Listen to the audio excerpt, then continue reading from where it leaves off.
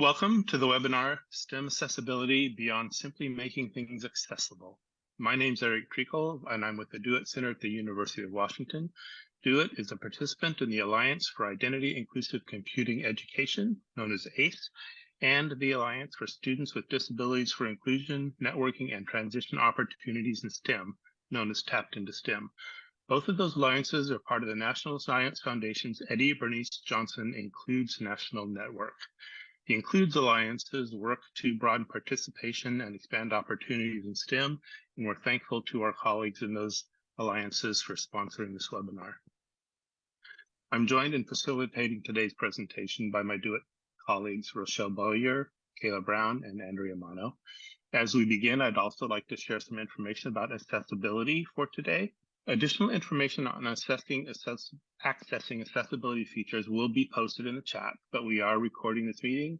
Live Zoom transcriptions have been turned on, and you can enable them by using the CC button in Zoom. The link for the cart is being posted in the chat by one of my colleagues. And if you need multi-pin feature to pin ASL interpreters, please request multi-pin by sending a direct message to one of my colleagues in Zoom, either Kayla Brown, Rochelle Bowyer, or Andrea Mano. It's my pleasure now to introduce our presenters.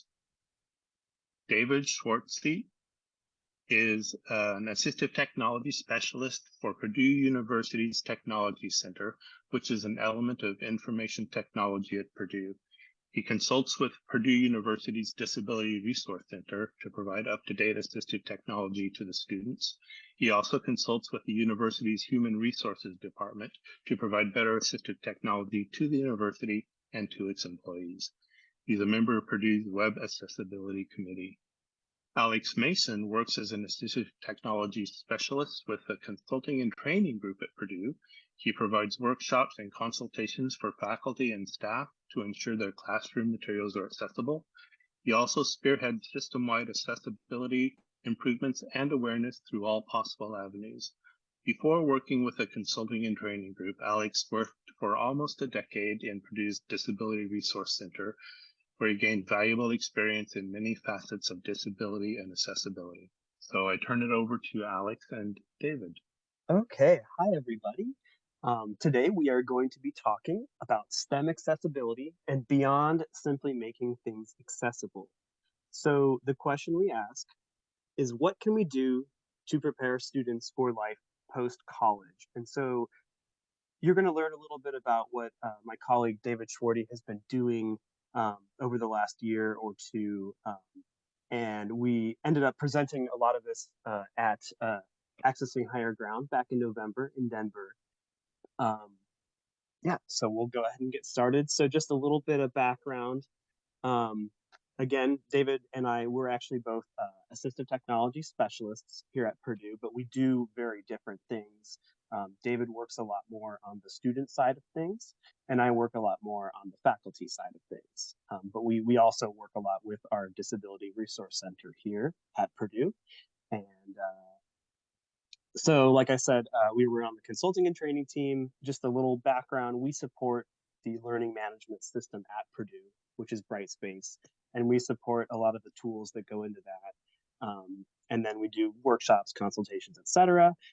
But David and I are in a unique position between the Disability Resource Center and then Purdue's teaching and learning technologies. So we're kind of in the middle of this, and we're able to kind of influence a lot of things, a lot of decisions that are made. You'll learn a little bit later with David. He deals a lot with assistive technology software, which is very important that we have an expert at Purdue with that, and someone who's actually interfacing with the correct people so that we make the correct decisions on things. So our agenda today, we're going to talk about how one particular student in STEM engages and interacts with materials. So this student has a disability, and David has been working with this student. So how does this student engage with materials? Why is it important for the student to have independence when working with these STEM materials? And how was this whole process done with this student? How can this be replicated for future use and in other institutions or in other situations? when we're talking about engaging with materials, um, we're talking about post making things accessible. So obviously, if you have a PDF or you have, any sort of document, you ensure that things are tagged correctly. You ensure that things have alternate text or image descriptions. Um, but after making these materials accessible, we really cannot just stop there. There is no one size fits all solution for every circumstance. And you'll hear us say this a little bit. What works with one student might not work with all students. Accessibility related to math and engineering is really, really, really tough to make things accessible. So we kind of call it the new frontier of accessibility. We're talking about equations and other math symbols, physics symbols, etc. And unfortunately, and we've seen this a lot, with Purdue, how hard it is to be a student with a disability. A lot of the time, to go through all of the hoops to get the things that you need, a lot of students just deal with it and they don't actually get the things that they need. And so this is a huge reason why we're trying to figure out ways to empower students to be able to learn and interact with these materials. And then this third bullet point, graphical representation of information. And so it's quite a challenge to be able to find alternate ways to express, what is in a graphical element. Say, you have a visual impairment. It's really hard to, potentially see the trends in a graph. How can we describe these things in a different way to make them, more accessible to the most amount of people? Having independence with materials. So this is, incredibly important, obviously, as students are working on their own. And I kind of put up there accommodation, logistics, etc. So one accommodation that does work pretty well, has some upsides and some downsides, is human readers and scribes. So screen readers and voice to text solutions only go so far, especially when interacting with mathematical symbols, etc. The thing is with human beings, they need to know the subject material to be able to be effective. And this can get really tricky. Say if a student is in graduate level courses, there might not be enough people available to get a reader or a scribe for that course, because it's always going to be a lot more helpful for that reader or scribe to know that subject material.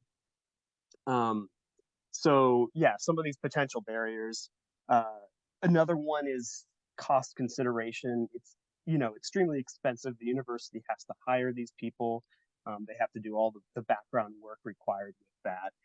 Are there ways that we can do this that cost less money, that take less time to implement? And then this isn't necessarily an effective long-term solution. What happens when the student graduates? What happens at their company? Is the company going to provide these services, these accommodations? And then lastly, once again, I say there's no one size fits all solution in every circumstance. So next, I'm actually going to stop sharing my screen, and I'm going to play a short video kind of demonstrating what's called Chatty Empty. And after that video, I will not share my screen anymore, and I'll allow David to share his screen, and he will kind of take over.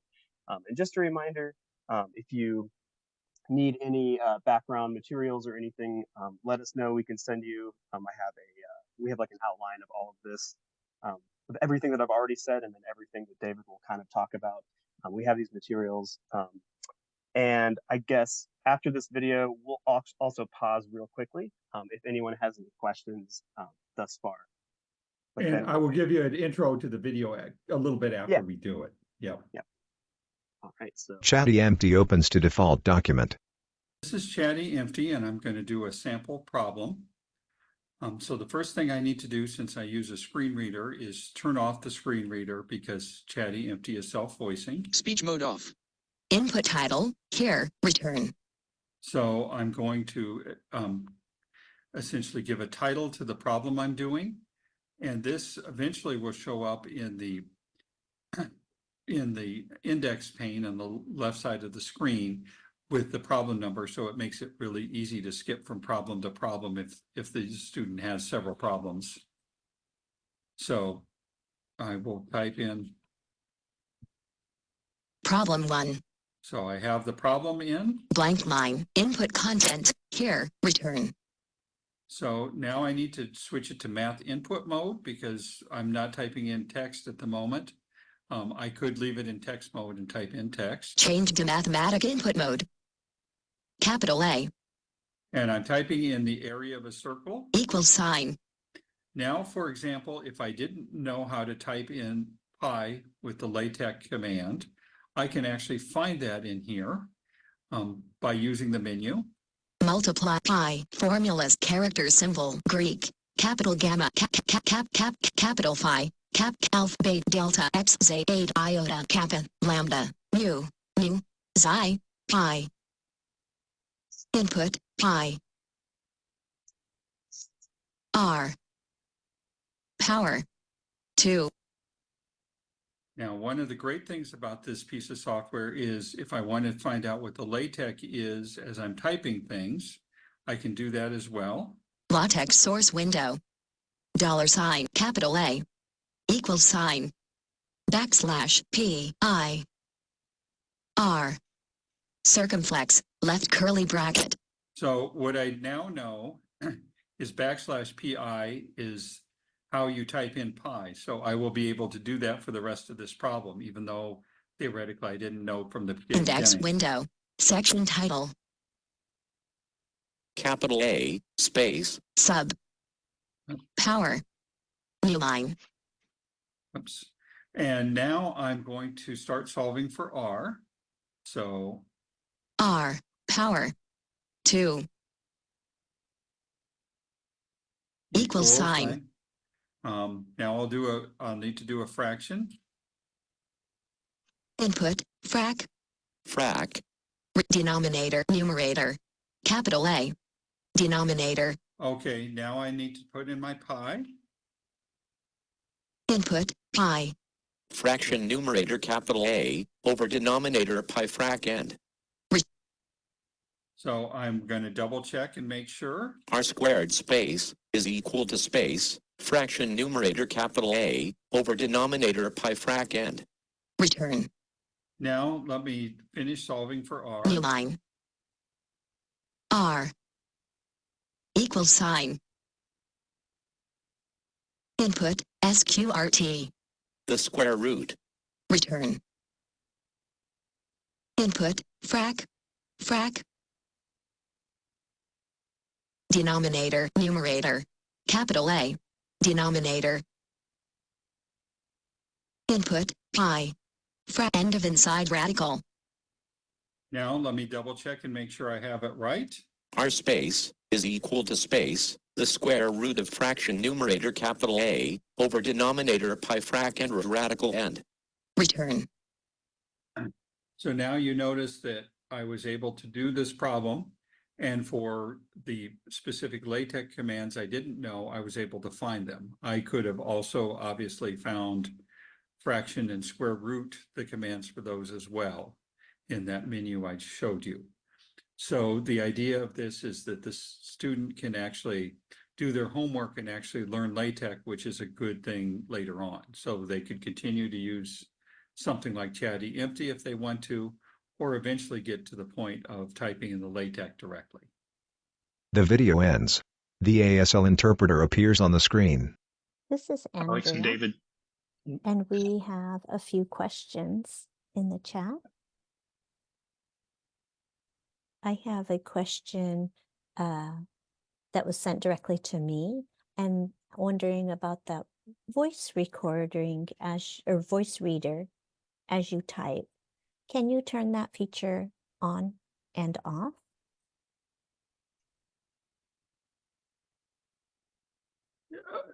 Yes, it is. You can turn it on and off, and there's even a couple verbosity options, so you can change how how much it speaks actually as well. Thank you. We had another question in the chat asking, this is Eric, asking if the Chatty NFT video is online anywhere, or this is something you all created. This one we did actually just create. I hadn't thought about putting it up. Alex and I will have to discuss that. Among other things that Alex does is he's kind of the backup person for Kaltura on our campus. So he knows a lot more about videos than I do. So maybe Alex and I can get together and get the video put up. Does that sound reasonable, Alex? Definitely. All right, thank you. We'll make sure that we collect that information and share it out. Thank you. The next part is a little out of order. I wanted to explain a little bit of how we got as far as using Chatty Empty for the student, just so that would make it easier to deal with it, in other situations. So we started off by hearing from the student that it was important to be able to show math and how one got to the from the beginning to the end of the problem, not just getting the answer. And there was a couple reasons the student really felt this was important. And the primary reason was because of partial credit, how students are very interested in their grades and so forth. And if you just have the problem itself and the answer, if you get the answer wrong, you don't get any credit. Whereas if you have the steps in between, you might get, part of the full credit for the problem. So that becomes a big deal. Also, the student really wanted to be able to, if they were having trouble understanding their homework or something, they wanted to still be able to go to office hours and talk with their instructor about, why they couldn't figure out how to do the problem and so forth. And so that was an important part. There would also, of course, be group work that would require the student to be able to explain why they were doing what they were doing as their part of the group project. And then finally, and this is specific to what the student was doing, and this is actually the student's words, but it is important for everyone to understand the engineering judgment involved in solving the problem. So assumptions and things like that. And so, all those things were really, really good reasons why the student wanted to be able to do the problem independently and be able to show their work to others. So we looked at what kinds of things we could do before just assign the student Chatty Empty. So, for instance, we did know and find out that the student knew Nemeth Braille, so they could actually write do the problem in Nemeth and do it that way. The downside of this is obviously no one else on campus, or very few people actually, know Nemeth. So, the writing it down as far as the student's personal memory was great, but writing it down as far as communication with others wouldn't work very well. And so that was at least one way we could go, but maybe not the best way. We also talked about LaTeX as an option. That's a language for it's essentially a typing language, but it has a lot of mathematical essentially ways of doing mathematical symbols and mathematical formula or formatting and so forth. For instance, even in Brightspace, our learning management system, one of the options for putting math into Brightspace is actually putting in the LaTeX, and Brightspace will actually render it as pretty math, that kind of stuff. So it is a fairly common thing. Unfortunately, in this case, the student didn't know LaTeX, and learning something that complicated while you're in the middle of your homework and doing things like that seemed like an awfully steep learning curve for what was needed here. And so then we talked about Chatty Empty, and it is kind of a compromise between some of the options. It is essentially a LaTeX editor. And so a lot of the commands I typed in were actually LaTeX commands, but it also provides more speech, and it doesn't require you to try to learn how to do all the angle brackets and parentheses and that kind of thing right away. Also, if you notice when I was putting in pi in that example, I was able to pick that out of a menu and then later on find out what the command was. And so one of the advantages of doing that is this would give the student an opportunity to learn the LaTeX as they were actually doing their homework. So that seemed to be a good part of that. And the Chatty Empty can be saved out as several different formats that are readable by others. One of the other things that can be done is the student can actually copy things out of Chatty Empty and put them into Word and into the equation editor and that kind of thing. And it turns out that's what the student decided to do because the student felt it was easier to do. But part of the point of all this is the student had a couple options in the way they could output their math depending on what they needed to do for other people. So we felt that was an important part of this and an important way of dealing with this. The next part, and I will just introduce this and then start showing some things because I know this is fairly limited as far as the visuals right at the moment. But another thing the student was really interested in doing is being able to do graphs. And we talked a little bit about what the student wanted out of graphs.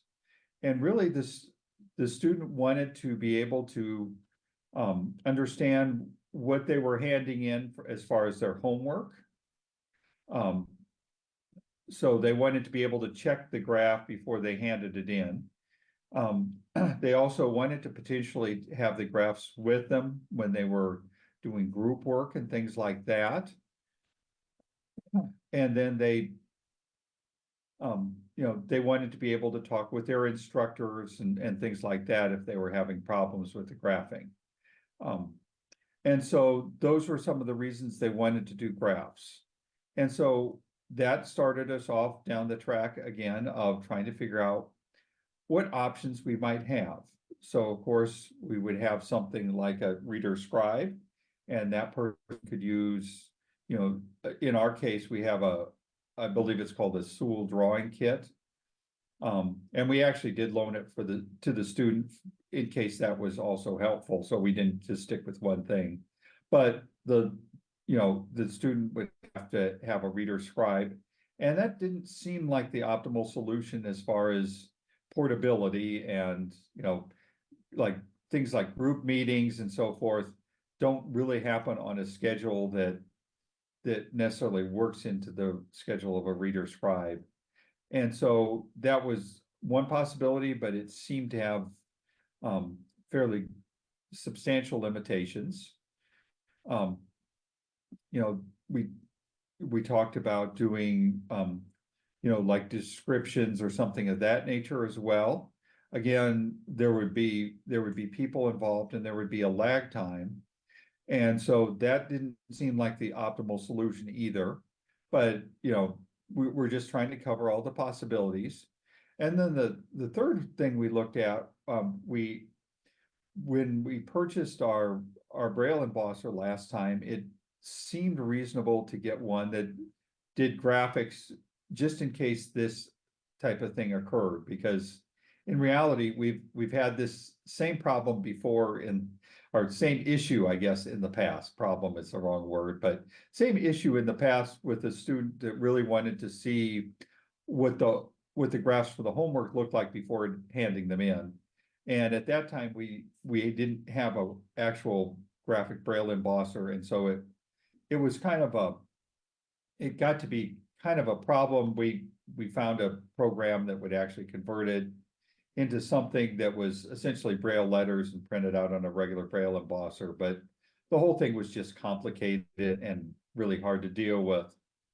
The other thing that also goes along with that is we did make sure that our braille embosser was on our campus network, and it's actually available anywhere on campus. So we haven't had the need to do this yet, but if the professor had something like a graph or graphic that the student needed, there's a potential that the professor could actually send the graphic to the braille embosser from their office, and the student could just pick it up later. So there are a lot of possibilities. We're just trying to think ahead and make sure that we're being as flexible as we can. The other part of what we're talking about doing is making sure that the graph looked all right in the tactile format. So in this case, the student primarily was using Excel, and serendipitously, the braille embosser that we purchased was from ViewPlus, and they also make a plugin for Excel, which allows someone to essentially convert something into more of a tactile format for a ViewPlus embosser. So let me show you a little bit of how that would work. And I'm actually not going to share my sound, so because I use a screen reader and there's a lot of yapping going on in the background. But here is how Excel looks. A graph in Excel titled Closer to Theoretical contains -200 to 1000 on the y-axis and 0 to 60 on the x-axis. The curve starts at the coordinate 0, 0 and ends at the coordinate 50, 980. A message appears that reads, "Would you like to translate all the sheets in the workbook?" David chooses ViewPlus Formatter.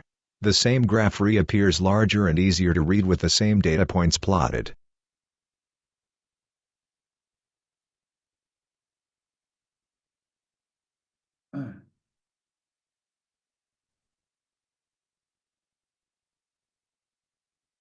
So we have now converted it, and let's see if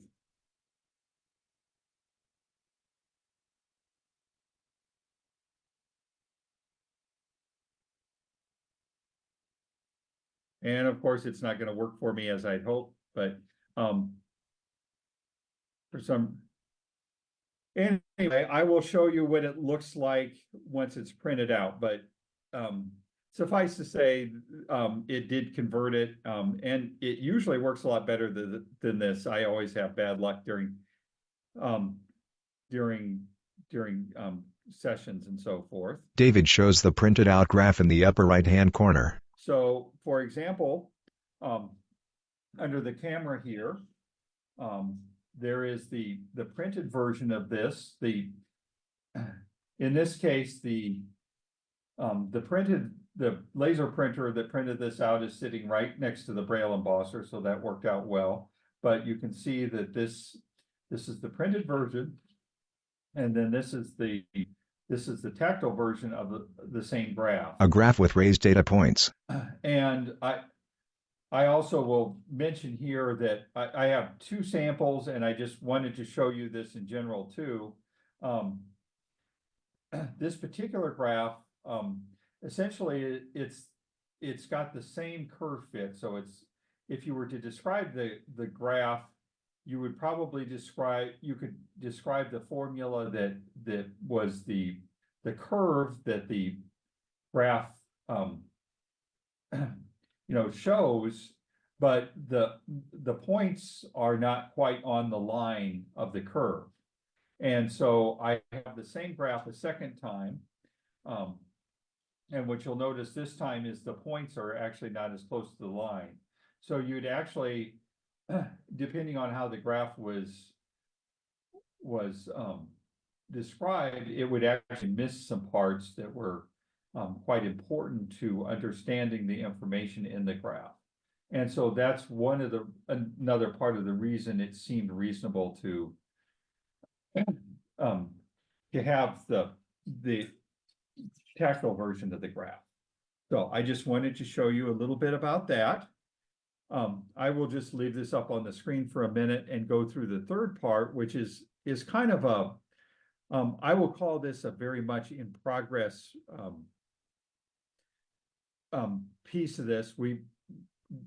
A lot of this is sort of experimental, and this is more things that I did myself than the student has needed for class so far. But what it comes down to is last summer, this student went off to an internship and had some technical questions about their assistive technology. So it was helpful for me to be able to talk to the student a few times. But in addition, the student mentioned in passing that it would be really helpful at the internship to be able to interact with technical drawings, under the assumption that since we'd solved the other problems that had been mentioned so far, that solving this technical drawing thing would be pretty easy, which of course is not at all true, but we can, I worked on something, at least a way to do it. And I've shown this to the student, and when the student gets to classes where that's necessary, that will be something that we will work on. And I'll show you a little bit of this process real quickly. And I will explain that in this case, this is actually a part that I designed non-visually for a four-wheel bicycle my wife and I happen to have. So this is an actual part, and I'll be able to show you physical stuff at the end. So let me show you that. A screen appears that shows the Notepad app with code for OpenSCAD. The code defines a cylinder with a thickness, a hole, a keyway cutout and a spring slot.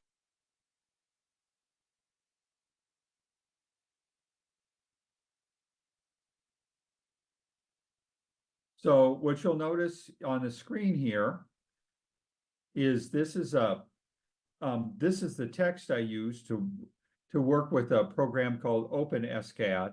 I think that's how it's pronounced.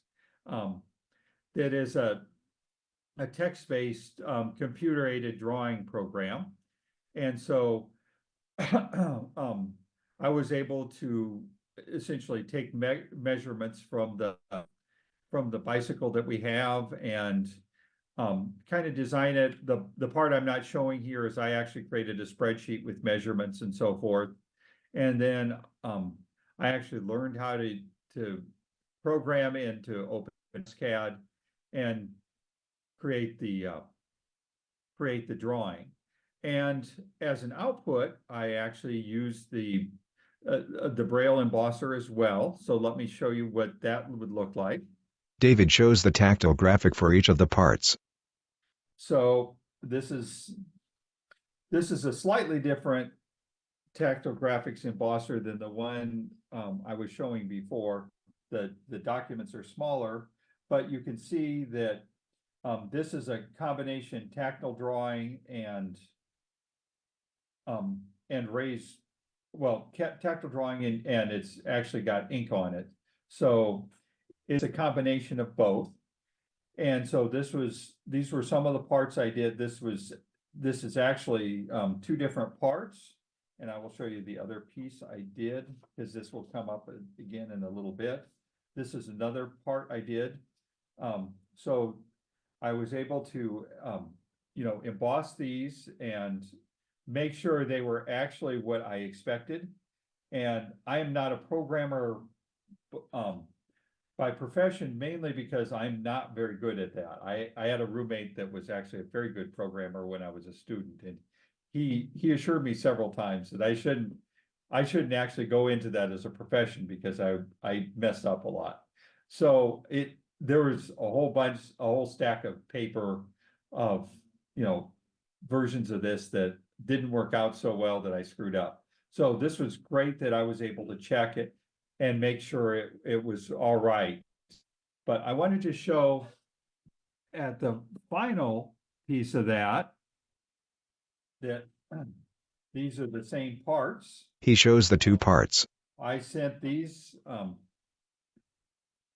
to a company that does 3D print jobs, and they printed me up copies, and you'll notice that they actually look pretty much the same as the drawings.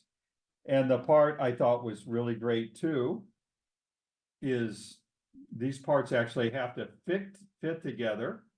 And sure enough, they actually do like they were supposed to. So I was actually able to design something from scratch and ended up making a physical part. And the long-term goal in this case actually is to either print this out in metal or find a machine shop that can build us something like this. But the point is that actually it is possible to interact with technical drawings and that kind of thing. So that's pretty much it for my part of the presentation. Are there questions at the moment? This is Andrea. David, we do have some questions for you and Okay. Alex. One is from Mary Colleen asking, what was the name of the drawing kit that you referenced? And I think that was the Sewell. Yeah, SEWEL. I think it's got 2 L's. And then the raised line drawing kit. Yeah, that's the one. And I think in our case, it's I think we bought it from an American printing house. It's kind of ours is a clipboard with a rubber sheet glued to the top of it, and you put either a foil or a thin plastic over it. You draw on it with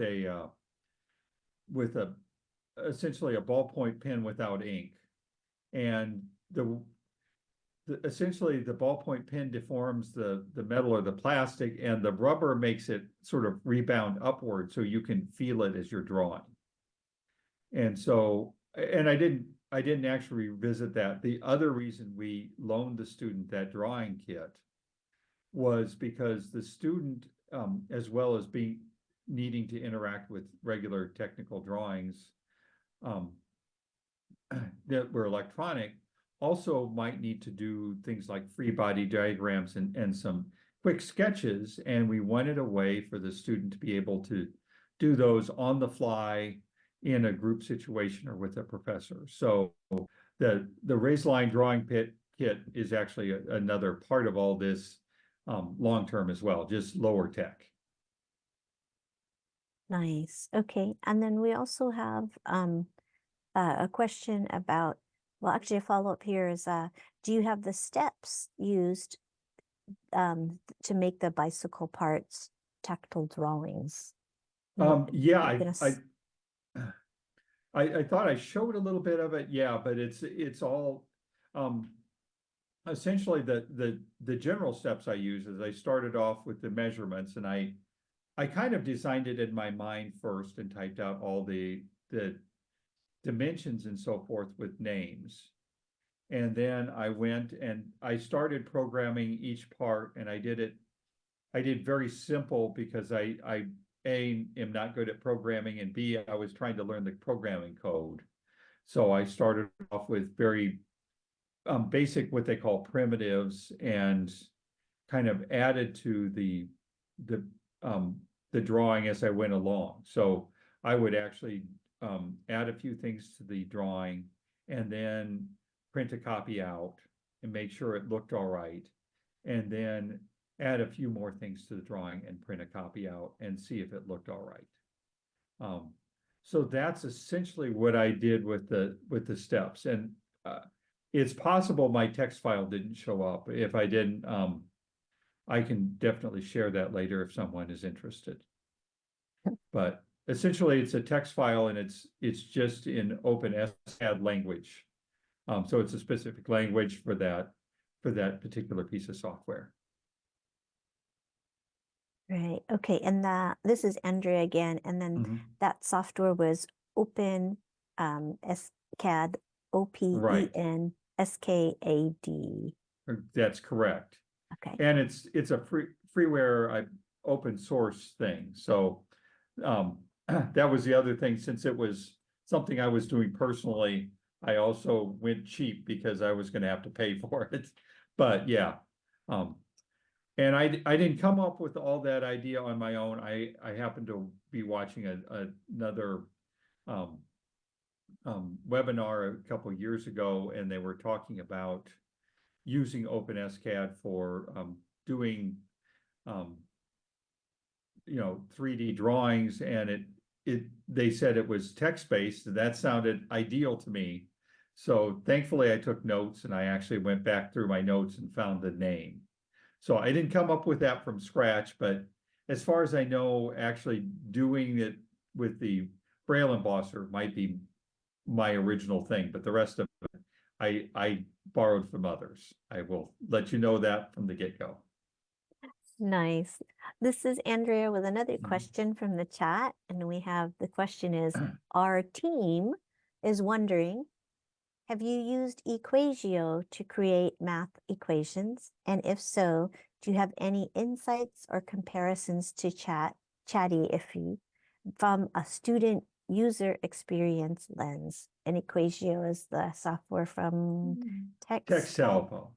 I've only used it a few times, just as a sample, and I think it would very much depend on the person trying to use it. And so, at least when I was trying it out, it didn't seem to have enough audio feedback to really use if you couldn't see the screen. So that seemed to be a limitation as far as I could tell. Now, I will also, in full disclosure, say that was a couple years ago, and I know it changes relatively quickly. And so, it might have changed enough to work a little better, but that's what I noticed last time I tried it out, is that it really didn't give enough audio feedback to use it just with the audio feedback, but it would be in some ways easier to use. So it just depends on the student and what they're needing. This is Andrea. Thank you. It's 12:46. We have about 14 more minutes. Are there, David, Alex, do you have additional comments, or are there additional questions from the audience?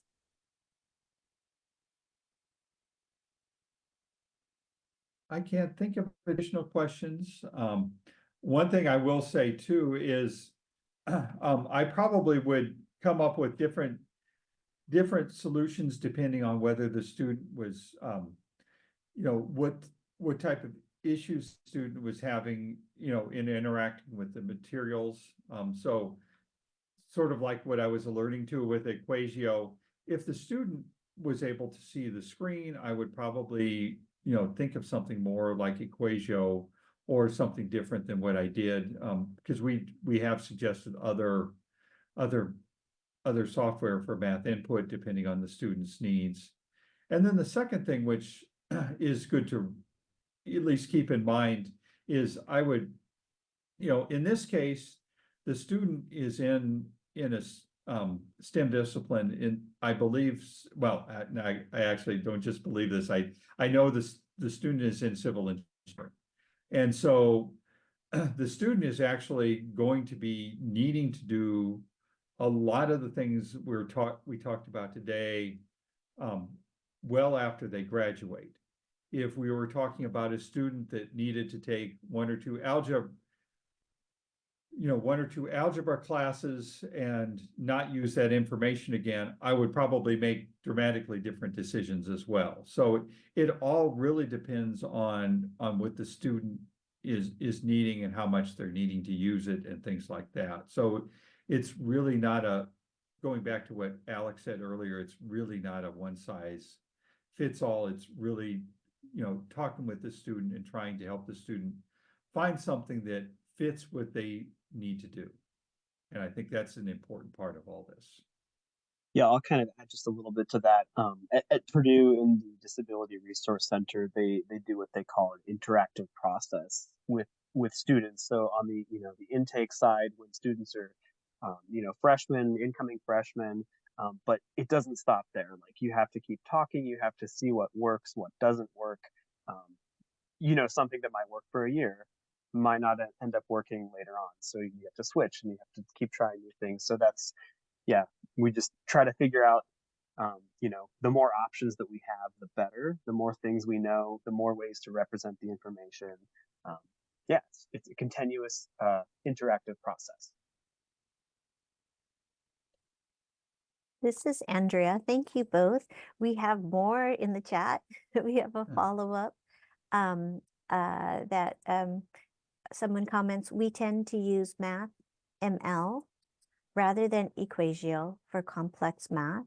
And this is coming from Sarah, who also writes, our team at Hopkins and a team at UCF and Texas A&M are working on an accessible math tools table.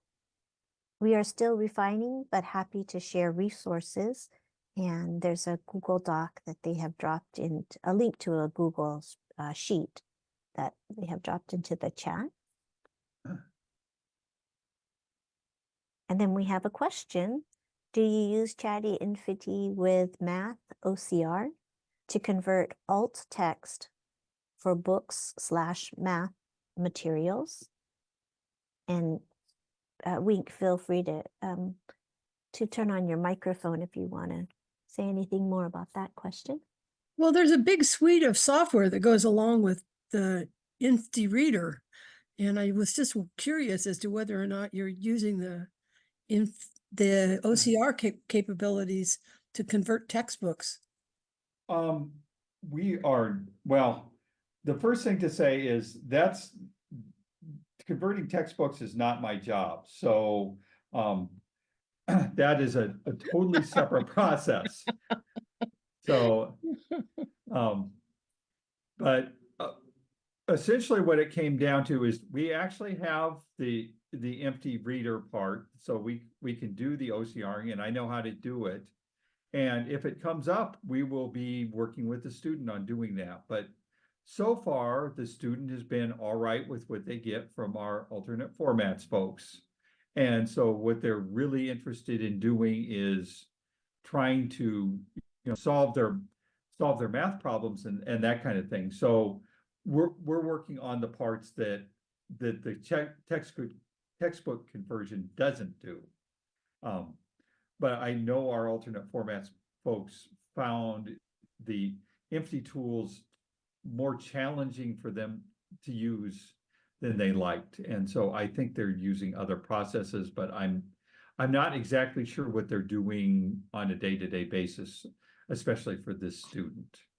Well, there's a lot of things to keep in mind, I think, with this, David, because things like the math type toolbar is not necessarily very accessible for people who are blind or low vision. Mm-hmm. And neither is Equatio. Regardless of what inroads they may have made into it, it's not really designed for people who are low vision or blind. Mm-hmm. And so Yeah. the consequences are is knowing what tool works for what purpose. InfiReader used to be the most god-awful thing to use, and it's gotten so much better. Mm-hmm. Yeah, and yeah, you're that's absolutely correct, because it very much depends on what you need. We've had 2 or 3 students more recently that have had trouble with, for instance, writing, and they need to do math, and mainly because of issues with their hands. And so actually doing something like I think the program that the students have actually ended up liking was called Overleaf, which is an online editor that's essentially a LaTeX editor, but it's also sort of like Chatty Empty in that except it doesn't have the voice.